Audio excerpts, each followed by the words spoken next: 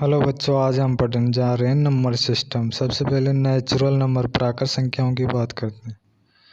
प्राकृत संख्या हमारी प्रकृति है कि जब हमको कोई गिनती बोलने को कहता है, हम एक से स्टार्ट करते हैं। ये एक से लेकर 9 तक होती है, लेकिन 9 से आगे गिनती बोलना हो तो कैसे बोलने, तो फिर आगे पूर्ण संख्याओं की खोज हुई। पूर्ण संख्या आने पर इनमें 0 शामिल किया गया। 0 आने पर हम किसी भी संख्या को लिख सकते हैं। इसके बाद जब यहाँ तक तो संख्याएं मान लेते हैं कि कंप्लीट हो गई, लेकिन जब कोई हिसाब किताब की बात आती है तो दिक्कत होने लग जाती है। जैसे कि मान लो कोई एक दुकानदार है, उसने 1 रुपये किसी को दिया और 1 रुपये किसी से लिया। तो जब वो शाम को हिसाब करता है तो देखता है कि 1 रुपये मैंने उसे दिया या उसने मुझे दिया, 1 रुपये मैंने उससे लिया या उसने मुझसे लिया।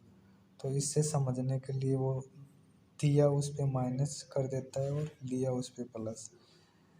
इस तरह से पूर्ण संख्याएं कंप्लीट होती। अगली संख्याएं आती हैं प्राइम नंबर, अभाज्य संख्याएं। ये 2 से शुरू होती हैं। 2 एक सम संख्या है जो अभाज्य संख्या है। इसके अलावा कोई सम संख्या अभाज्य संख्या नहीं होगी। अभाज्य संख्या किसे कहेंगे? जो स्वयं व एक से डिवाइड हो सके, उसे हम प्राइम नंबर या अभाज्य संख्या कहेंगे। जो स्वयं व एक से भाग हो सके या कट सके। जैसे 2 में 1 से भाग करते हैं, 2 आता है, 2 में 2 से करें तो ये 2 ही इसके फैक्टर होते हैं। कंपोजिट नंबर संयुक्त संख्या की बात करें तो इसके 2 से अधिक फैक्टर होंगे और सबसे पहली संयुक्त संख्या 4 से स्टार्ट होगी।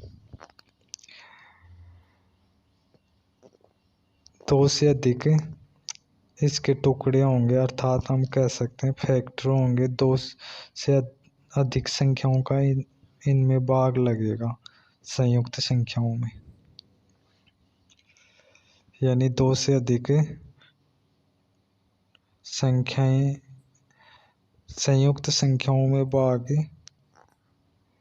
करेंगी या भाग लगेगा इनमें। फिर आगे बात करें, हम उदाहरण के तौर पे समझे कि जैसे 4 में 1 से भी डिवाइड होता है और 4 में 2 से भी डिवाइड होता है, 4 में 4 से भी। तो ये इसके 2 से अधिक फैक्टर हो गए, 3 फैक्टर हो गए, तो ये क्या है? संयुक्त संख्या है।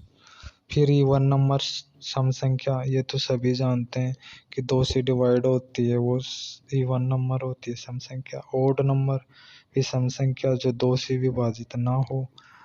रेशनल नंबर परिमेय संख्याएं जिनको p/q रूप में लिखा जा सकता, लेकिन q not equal to 0, q कभी भी 0 के बराबर नहीं होगा।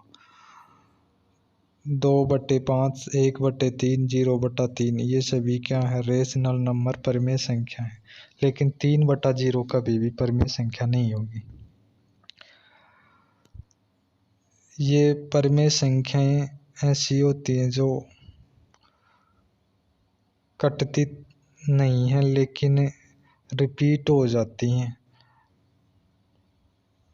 कटेंगी नहीं लेकिन रिपीट हो जाएंगी। जैसे मान लेते हैं 10 में हम 3 से डिवाइड करें तो 3.333 ऐसे चलती रहेगी, कटेगी नहीं पूरी लेकिन रिपीट होती जाएगी, 3 बार रिपीट होगा।